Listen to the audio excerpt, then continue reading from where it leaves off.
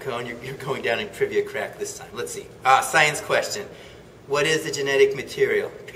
Protein, DNA, France, or unicycle? DNA, yes, yes. Next question. Oh, one of these obscure sports questions. I never get these. Oh, Lily, I'm glad you're here. I have a question for you. Who won the Heisman Trophy in 1962?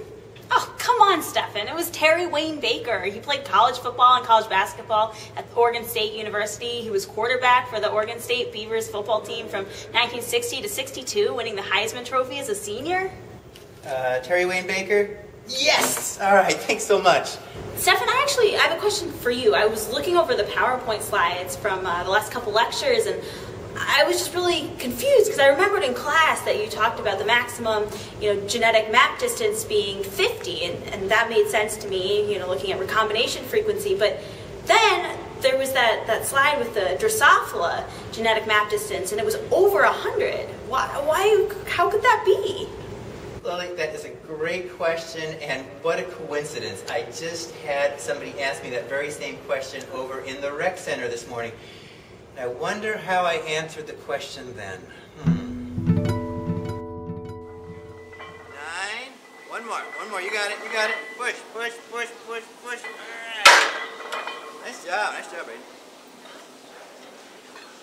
I know you're a big fan of Downton Abbey, and season 3 is on right now. What do you think of it so far?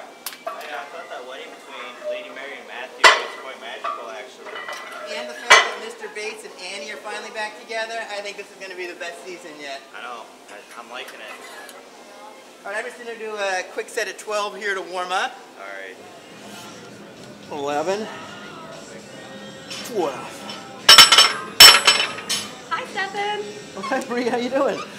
Pretty good, but I have a question from Bio 125 about genetic mapping and map distances. Genetic mapping, one of my favorite topics, and we're talking about it in the course right now. There's got to be a whiteboard somewhere in this building that we can answer this question. Let's go find it. Braden, if you could put another 45 on each side, I'll be right back for my next set. Thanks.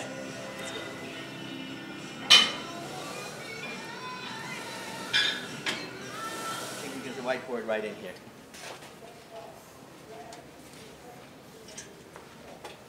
Well, hi, Aaron. I was wondering if you could open up Mickey's office. My prefect from Bio 125 has a question from the course. I was wondering if you could help us out with Bio 125 here. Sure, anything for Bio 125.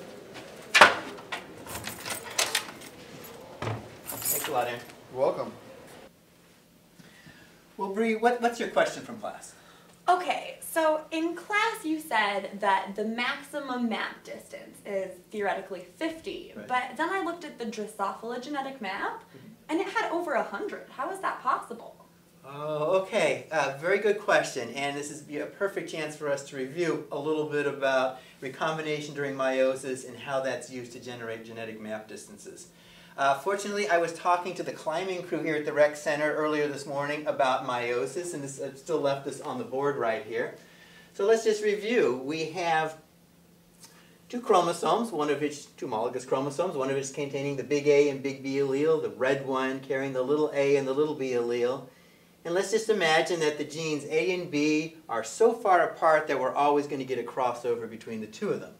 And so every single meiosis, the hundreds and hundreds that may occur in this Drosophila, are going to have a crossover, a breakage and exchange between these two sister chromatids right here. And if you were to count up all of the gamete genotypes, well, you'd see that 25% were of this upper strand, 25% would be big A, little b, 25% would be little a, big B, and the other 25% little a, little b. Every single meiosis is going back. This is a theoretical maximum, right? Every single meiosis has a crossover. And so I guess you would say these two types right here are the recombinant classes. 50% are recombinant, 50 map units in theory. I understand that, Stephan, but how is it that an overall map can have greater than 50 map units in distance? That's a great question, Bree, and the answer lies in the way genetic maps are put together. So let's take a look here on the board at a genetic map. So we have a hypothetical chromosomal map of our Drosophila, let's say. These are chromosomal map positions, 0, 10, 30, 55, 75, 110. I admit it goes up way past even 100. And these are our hypothetical genes, gene A, gene B, gene C, D, E, and F. The way genetic maps are put together, though, are in pairwise combinations.